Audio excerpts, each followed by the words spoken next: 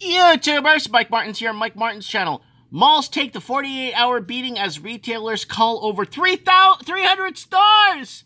So you're gonna start seeing it. It's happened in the late 80s, early 90s, where there's a lot of strip malls and suburban America stores closing down. All these big box stores in suburban areas that weren't making it, and overstores. They were overstored. America was severely overstored. Lots of places in the GTA now, like if you go to Brampton, Oakville, there's a Tim Hortons on every corner, and it's severely overstored there, especially. Vancouver, not really, because there's nowhere to build, and that's a different story and a different topic for another day. But anyways, malls take 48-hour beating as retailers call over 300 stores. Oh God, there's lots of culling happening, and why? Because if no one's got money. No one's got money anymore. If you don't have money, guess what? You can't do nothing. You can't blame America's teenagers for no longer congregating at the mall like their generations past. There aren't all that many stores left. In the last 48 hours alone, several shopping center staples unveiled plans to trim their footprint across the USA. Gap Inc., we covered Gap yesterday, said it would slash the store counts of its struggling namesake brand by 230 locations over the next 2 years, just hours after JCPenney Company confirmed it would shutter 18 department stores. That news came on the heels of L Brands Inc.'s decision to close 53 Victoria's Secrets in North America this year. And it's not just apparel. Tesla Inc., whose galleries are often inside shopping centers, just said they're going to move all its sales to online. These moves come on top of all the chains that have already announced they're closing down or reducing their footprints due to bankruptcy.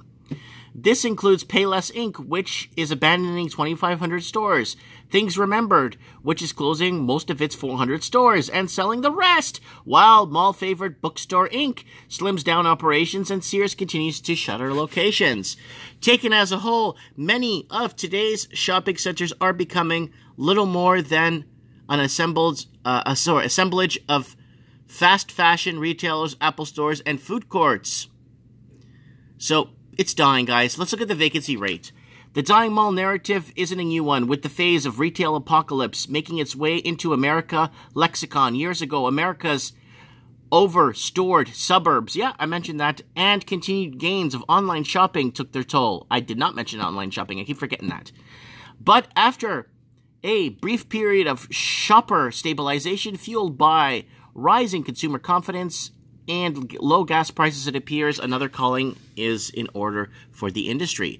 So vacancy rates in malls, new tenants. Now traditional tenants like bowling alleys, movie theaters, and digitally native brands and are also finding their way into malls. Online first companies like Warby Parker, Bonbos, and Casper embracing that they call offline in a big way. They need brick and mortar. We're hearing that loud and clear, and they open a store, their online sales go up. And that's what's happening too with me, guys. Like, a lot of people are telling me, hey, Mike, you don't need a brick and mortar. I kind of do need a brick and mortar, because my online sales do go up. And it's just, I don't know, it's just one of those balancing acts. And if online sales are slow, retail sales always pick up for some reason. And when retail sales are slow, online sales pick up. So it's a nice second stream of income having a store and being online too. You know what I'm saying? Different uses.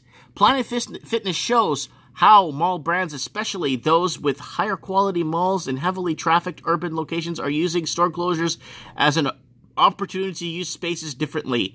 So you have to evolve the mall is what you got to do. Malls need to evolve into other things. You're going to have playlands for kids, Chuck E. Cheese's, and stuff like that. And the malls are going to have to bring down the rents. They don't have no choice. They have no choice. They are out in the cold. They have no choice, but because the people are just going to move to strip malls, or they're going to buy land and build their own place for cheaper. So malls are going to have to lower rents, or they're going to see a huge vacancy. Why don't malls just do what they did before? When malls started getting vacant in the early 90s, they started lowering rents, and they brought in a lot of stores, and then they raised rents and kicked out all the mom and pop stores. and then brought in the big box stores, and then now the big box stores can't handle the weight anymore, and they're closing due to bankruptcies. I mean, they could play that slimy move, the malls. I mean, that's what they do. It's business, right? In the end, you know what they say? Hey, it's business. We could rip people off, or we could screw people around while we're down, and when they need us, when they're down, goodbye. Anyways, guys, let me know. Mall closures in your area, abandoned malls. Let me know what's happening. I would like to know. I would definitely love to know what's going on in your area when it comes to store closures and mall closures. I think it's going to be all government stuff, like Department of Motor Vehicles, insurance companies. I think it's all going to be just like that. Is there going to be no... we won't be seeing... It'd be nice to have a Chuck E. Cheese nearby, though. Anyways, let me know what you guys think. Comment below. And if you want to support the broadcast or what I'm doing, or maybe be part of the team and help out a bit, just go ahead and share one of my videos. That's all I want you to do. Share. Find something on my channel you like. I got all kinds of crap on there. Find something, share it. I appreciate it. Thanks for watching, and don't forget to hit the subscribe button.